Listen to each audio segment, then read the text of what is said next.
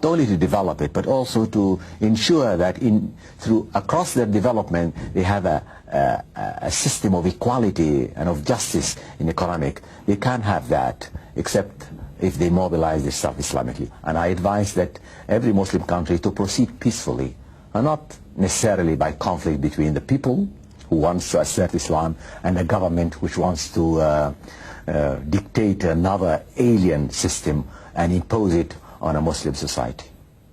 What freedom of choice do citizens have in your Islamic state?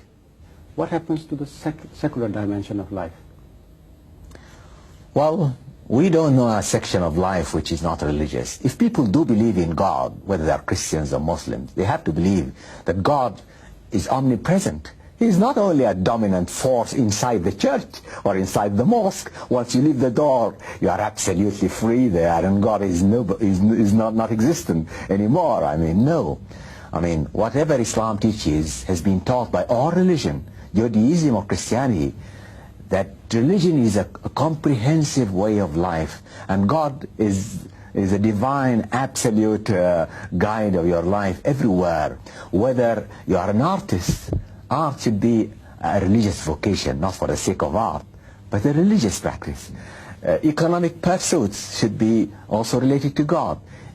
Power, political power is not just a satisfaction of one's own will for ultimate, absolute power for his selfish interests, but no, it's an act of worship. And it's like rituals, it's like prayer, I mean.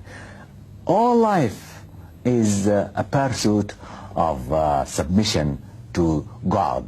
This actually was Christianity, and this was Judaism, and this was Islam. The word Islam itself does not describe the message of Muhammad. It describes the messages of Abraham, Moses, Jesus Christ, and Muhammad all together. Are you not talking about a centralized state? Not at all. It's a society where the society is much more important than the state. It's not a totalitarian state. No, because most of the religious values are not legalized. They are not enforced by legal sanction, by the police power, by the judicial power.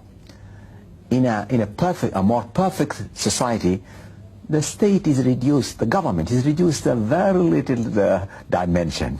What is the role of democracy in your model of the Islamic state? More democratic than the democratic model of the West. And free market? A freer market, but a more equal and just market than the market of the West today. But it's something much similar than the socialist market of yesterday. And minimum government? Minimum government, that's right.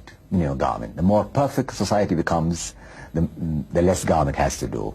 How does all that differ from the conservatives, say, for example? That's what they say. Well, the conservatives, you know, preserve much of their original traditional custom. But in Islam is a religion of renewal. It's not a system that is obsessed by custom. I mean, today we may represent Islam or reflect it through certain customs and traditions.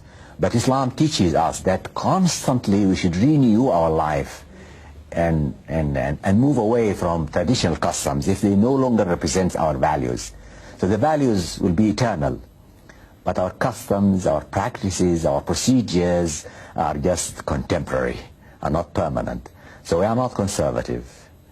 We are liberals all the time, renewing our lives, so to speak. Why have all the Islamic states in recent times turned out to be authoritarian and very dictatorial?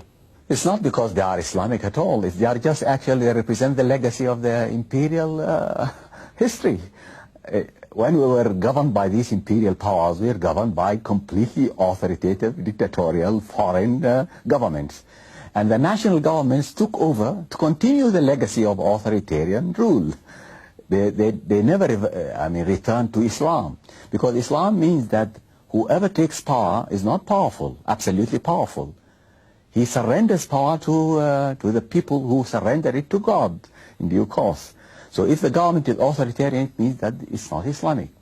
If it's hereditary, it means that it's not Islamic at all. Is your Islamic state a single-party state? Even in the West now, parties are not as important as they used to be a few decades back. I mean, there is hardly a difference today between between one party and the other, because socialism, you know, at one time, capitalism used to represent quite different programs. But now in England or in America, there is hardly a difference between one party and the other. They're just two groups competing for power, but there is hardly a difference over the program now.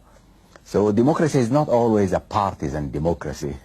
Would you, for example, allow a number of different parties, maybe Marxist, communist, capitalist? I don't think that political parties will develop in such a society. There will be different trends, but no one will stand with a group